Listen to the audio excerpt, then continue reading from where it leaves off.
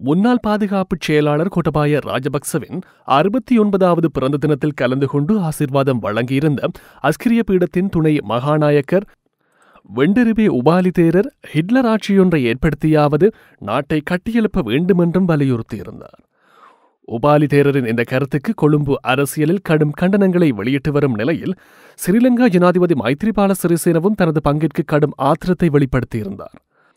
குருநாகல் மாவட்டத்தின் நிக்கவரெட்டிய பகுதியில் திறந்து வைக்கப்பட்ட ஹம் உதாவ கிராமத்தை திறந்து வைத்து உரையாற்றிய ஜனாதிபதி மைத்ரிபால சிறிசேன முன்னாள் ஜனாதிபதி மஹிந்த ராஜபக்ச மற்றும் அவரது சகோதரர் கோட்டபாய ராஜபக்ச ஆகியோரினால் கடந்த ஆட்சியின் போது இழைக்கப்பட்ட கொடூரங்களை மறந்துவிட்ட நிலையில் தலைமை பௌத்த பிக்குகள் எவ்வாறு கூறுவது நியாயமானதா என்ற கேள்வி எழுப்பியிருந்தார்.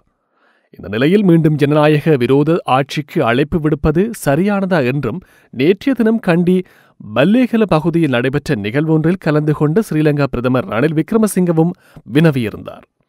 எனினும் ஸ்ரீலங்கா ஜனாதிபதி மற்றும் பிரதமர் ஆகியோரின் குற்றச்சாட்டுகளை நிராகரித்த மஹிந்த ராஜபக்சவின் சகோதரரான முன்னாள் பாதுகாப்பு செயலாளர் கோட்டபாய ராஜபக்ச மஹிந்த ராஜபக்சவின் ஆட்சியில் நாட்டில் நிலைநாட்டப்பட்ட சமாதானத்தையும் ஜனநாயகத்தையும் மீண்டும் சிதைக்க தற்போதைய அரசாங்கம் நடவடிக்கை எடுத்து வருவதாகவும் குற்றம் சாட்டினார்.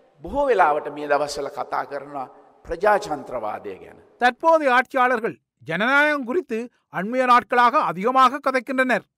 மஹிந்த ராஜபக்சவின் ஆட்சியொன்று மீண்டும் வந்தால் இவர்கள் கட்டி எழுப்பியுள்ள ஜனநாயகம் முழுமையாக பறிக்கப்படும் என்றும் கூறுகின்றனர்.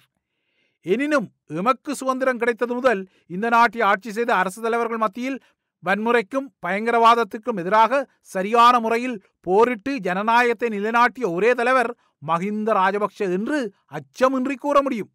உங்களுக்கு நினைவிருக்கும், இங்கு இருக்கும் சில இளைஞர்களுக்கு நினைவிருக்க வாய்ப்பில்லை, அவர்களுக்கு தெரியாதிருக்கும்.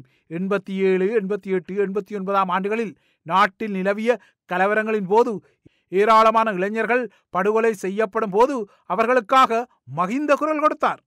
அதேபோல எமது நாட்டில் 27 வருடங்களாக கட்டுப்படுத்த முடியாதிருந்த பயங்கரவாதத்தை 3 வருடங்கள் என்ற குறுகிய காலப்போதிக்குள் இந்த நாட்டிலிருந்து முற்றாக ஒழித்து நாட்டுக்கு சமாதானத்தை மஹிந்த ராஜபக்ஷ ஜனாதிபதியே ஏற்படுத்தினார். ஆனால் கடந்த காலங்களில் நாட்டில் நிலவிய பயங்கரவாதம் காரணமாக ஜனாதிபதிகள் வீதியில் படுகொலை செய்யப்பட்டனர். மற்றுமொரு ஜனாதிபதியின் கண் மாத்திரமின்றி மூளையும் பாதிக்கப்படும் அளவுக்கு குண்டுகள் வெடிக்க வைக்கப்பட்டன. கடற்படை தளபதிகள் காலிமுக திடலில் படுகொலை செய்யப்பட்டனர். கார்களிலும் ரயில்களிலும் விடுமுறைக்கு செல்லும் கடற்படையினர் சென்ற வாகனங்களிலும் குண்டுகள் வெடிக்க வைக்கப்பட்டன. வடக்கு கிழக்கின் பெரும்பாலான பகுதிகள் விடுதலை புலிகளின் கட்டுப்பாட்டிலேயே இருந்தன. இவ்வாறான நிலைமையில் நாட்டில் ஜனநாயகமும் சட்டத்தின் ஆட்சியும் பறிக்கப்பட்டிருந்தன. இவற்றை இல்லாதொழித்து நாட்டில் மீண்டும் சமாதானத்தையும் ஜனநாயகத்தையும் மஹிந்த ராஜபக்ஷ ஜனாதிபதியே நிலைநாட்டினார். ஆனால் இன்றைய ஆட்சியாளர்கள் அவர் ஏற்படுத்திய ஜனநாயகத்தையும் சமாதானத்தையும் சீரழித்து வருகின்றனர்.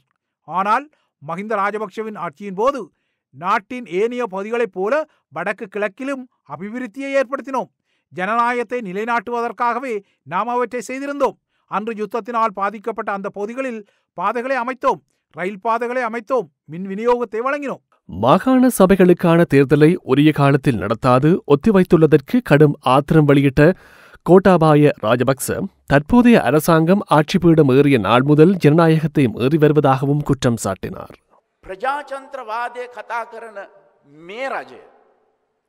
ஜனநாயகம் குறித்து கதைத்து வரும் தற்போதைய அரசாங்கம் உள்ளூராட்சி சபைகளுக்கான தேர்தலை 3 வருடங்களாக ஒத்திவைத்திருந்தது. அதேபோல இன்று மாகாண சபைகளுக்கான தேர்தலை நடத்தாது ஒத்திவைத்திருக்கின்றது. ஜனநாயகத்தின் அடிப்படை விடயமான மக்களின் விருப்பத்தை தெரிவிப்பதற்கு இருக்கும் தேர்தல்களை உரிய காலத்தில் நடத்துவதில்லை. ஆனால் மஹிந்த ராஜபக்ஷ ஜனாதிபதியாக இருந்தபோது அனைத்து பிரதேசங்களுக்குமான தேர்தலை உரிய காலத்துக்கு முன்பே நடத்தினார். அதேபோல நாட்டின் இனப்பிரச்சினைக்கு தீர்வு காணும் நோக்கிலேயே முதன்முறையாக கிழக்கு மாகாணத்திற்கான தேர்தலையும் நடத்தியிருந்தார். அதேபோல வடமாகாண சபைக்கான தேர்தலை நடத்தி வடமாகாண சபையையும் இயங்க செய்தார். அது மாத்திரமின்றி வடமாகாண சபை தேர்தலை நடத்துவதற்கு முன்பாக எம்முடன் இணைந்து செயற்பட்ட துணை ஆயுத குழுக்களான இபிடிபி, கருணாகுழு, பிள்ளையான்குழு மற்றும் புளொட் ஆகிய அமைப்புகளை நிராயுதமாக்க வேண்டும் என்றும் என்னிடம் கேட்டுக்கொண்டார். அவ்வாறு இல்லாவிட்டால் நியாயமான தேர்தலை நடத்த முடியாது என்று கூறியிருந்தார். அதற்கமைய நாம் அந்த குழுக்களின் ஆயுதங்களை களைந்திருந்தோம். பாருங்கள், ஜனநாயகத்துக்காக அவர் மேற்கொண்ட செயல் எவ்வளவு சிறந்த செயல் என.